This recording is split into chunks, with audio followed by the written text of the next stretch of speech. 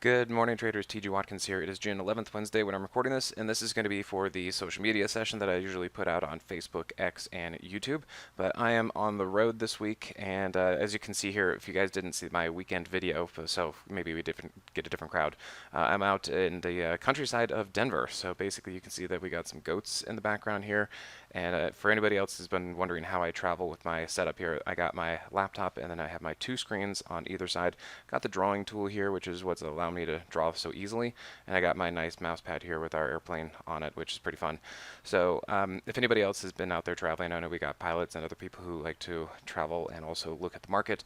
This is how I do my setup. These travel monitors are really pretty cheap. I mean, you can get them for $80. You can spend more if you want. But man, they are absolutely crucial for our modern era where we can see many screens out there looking at the market and being able to travel. So yeah, we got that. It's beautiful out here, just enjoying the weather and enjoying the animals too. So I'm going to be out and about today, which is why I'm not going to be on the mic for my live session. So you guys are going to be seeing this recorded one. But there is some news to talk about today.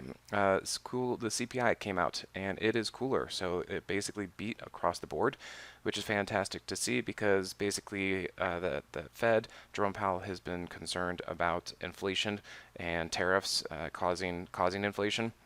And that's why he has been reluctant, to say the least, about cutting interest rates. So this, I think, keeps cutting in the direction of, hey, when are you going to cut rates, man? Trump keeps pressing that.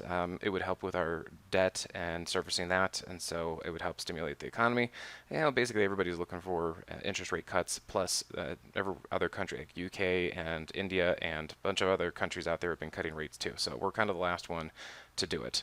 Also, news came out, I believe, yesterday about the China trade deal. They were meeting with Besant and the team, I think, on Monday, and today's Wednesday. And I heard last night that they came out. They got some news about, they kind of figured out some tariff situations, but also magnets and rare earth minerals. They got that figured out. And then a couple other things going on out there. So if you guys want to look at some more details, there's more news there. And then I even saw news about Trump and Elon. So Elon put out an apology to Trump saying that he went a little too far with his posts. And then again, I'm looking at this on social media, so we'll have to double check and verify it. But then I think some reporter asked Trump, "Hey, what do you think about that apology? Would you reconcile with him?" He's like, "Yeah, I suppose so." So I guess that's what we're getting right now. At least that is maybe subsiding, and hopefully that is going to be adding some tailwinds to the market and the economy in general. All right, and then what I wanted to show you guys is my example here on Bros, Coffee Bros. It actually gives a pretty good example of what I'm looking at in this market of if the market ever pulls back. This is kind of how I think it would, and that leads into, how long is this market going to just keep grinding higher like this? It is pretty crazy to be seeing the market doing what it's doing. It's fantastic. Hey, we're in some long positions. Our longs are doing great. I see that there are still other ones out there, but this is really just keeps kind of just grinding higher, and I am just kind of waiting for that trap door to open. Maybe this thing actually hits new highs. I think that would also be a situation. So if the market were actually able to come up here and either hit previous highs or even just barely poke above new highs, that would be the ultimate trapdoor. So just be prepared if something like that happens. I don't know if it's going to reach there first before it rolls over. It might happen sooner, but just to show you that it is possible, if you guys remember all the way back here before the whole tariff tantrum happened, the market actually popped up, made new all-time highs, and then immediately rolled over. Okay, so just understand that anything is possible like that. Just because you hit a new high doesn't mean we're going to keep going through the roof. And, honestly, I keep looking at this. The Moxie Indicator has been lagging for a week or two. I know we're starting to get a Moxie price trigger here. I would view that as being late, but we can also say the market just is not coming down yet. So I do have a hedge on it. It's not working out. I'm going to keep that hedge on just in case. Maybe it expires worthless, but it's a hedge. The rest of my long portfolio is doing pretty well. And that's kind of what I'm waiting for, because I'm just thinking, boy, how long is this thing going to keep grinding higher like this? It has been a long time since I've ever seen something like this. This has been pretty wild as far as this happens. So let me kind of show you how Bros looks. And I'll show you kind of a little bit of an example of why I think that Bros, and I can even show one other that kind of looks like this. So for example, we saw the SPX about 2 weeks ago, pulled back into its daily 21, right? And then we saw the market start to move up. And I would say that the market looks like this section right here where it's just kind of running along the daily 8, keeps pushing, pushing, pushing. And you can see here how price has been holding the hourly 50 as well. But notice what happened. I know on the daily chart kind of looks like we had a double top, but you see there's a little wick. So if you look here, here is that wick on the hourly chart, but look at the Moxie indicator. You see how the Moxie indicator was flat this entire time? So basically you can see how price kept going higher, but notice how the Moxie indicator just was flat. That is a form of negative divergence, and the SPX is even worse. The SPX is actually having the Moxie indicator trending or staying below zero in a very flat fashion like that while price continues to try to push up. So these are very similar in what I'm seeing with the Moxie indicator. I would even try to say it's worse because the Moxie indicator is below zero on the SPX. But yeah, it just keeps kind of grinding, grinding, grinding higher. And like I said, that we could actually see new highs or a high before it finally rolls over. Here's Bros doing the same thing. You got a new high where it broke out from its previous high right there, and then that's the trigger to where they sell into it and roll it over. And then you could even see here that we get that Moxie price trigger to the downside, and then we get Bros coming back down to the daily 21, which is ultimately what I really just wanted to see from the SPX. So that's kind of what I've been looking for and just waiting for, is like, wow, you know, this move. I'll take you back to the SPX now that I showed you that example from Bros.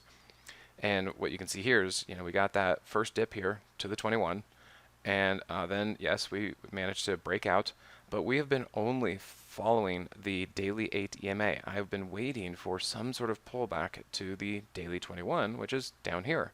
And it just certainly hasn't happened yet. Now, I'm sure someday it will happen, but of course, timing is important when we're in the market, because it doesn't matter if you're right, if your timing is wrong, because there can be a lot that happens in between. And that's kind of what I'm dealing with right here, is that I think this is getting awfully frothy.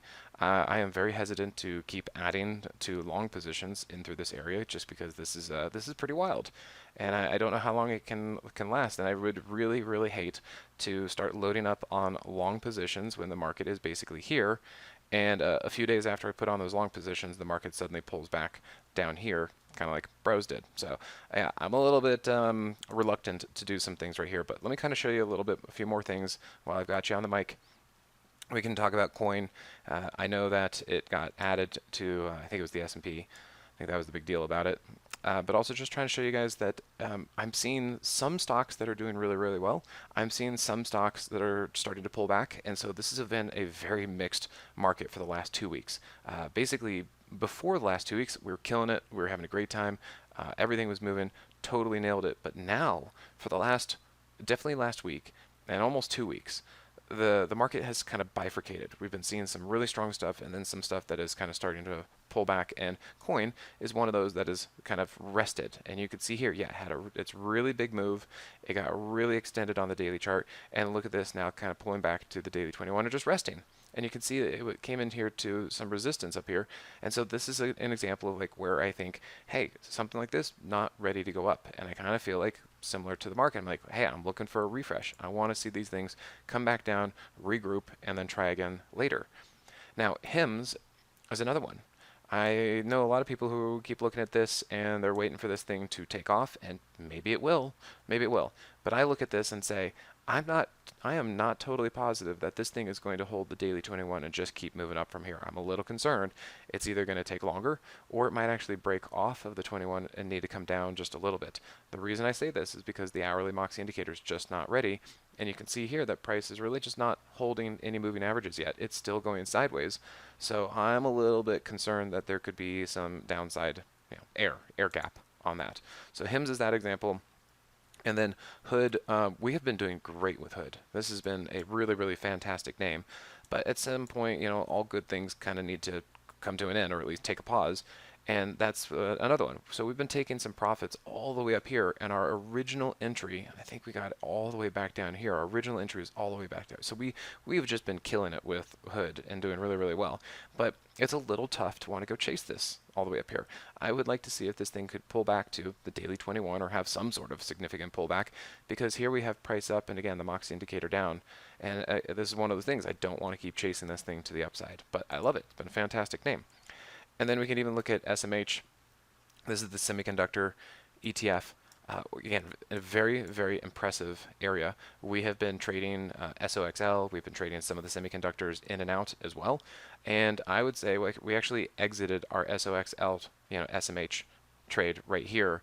And yes, it has been running up here for a few more days, so I've missed out on this last little leg. But again, that's okay because we have nailed the SOXL and SMH trade from here to here, if I can get my drawing tool, and then we again got it, up and through here. So we have been all over this thing, and just the last few days is the only thing that I've kind of missed out on it. So again, I kind of feel like this thing is starting to be ripe for a pullback because look at how many days. Look at this. Maybe it was at 6 days that it has just been screaming higher. Now we got half of those days, but the other half it keeps going, and now it's starting to come up here to the third ATR. Look at this gap between price and the moving average. To me, I'd be looking at this and saying, hey, this is getting a little bit extended, getting a little bit frothy, and I don't want to chase that. And that has been the caution, even ever since my video that I put out over the weekend. This is the caution that I'm starting to express to people and say, I don't think we should get too levered up on stuff like this. Okay, so I know it's a quick one. I'm on my laptop. It takes me a while to get these things rendered, so I want to make sure I get this out on time. Hope you guys are enjoying and doing well, and we'll see you next week. Take care.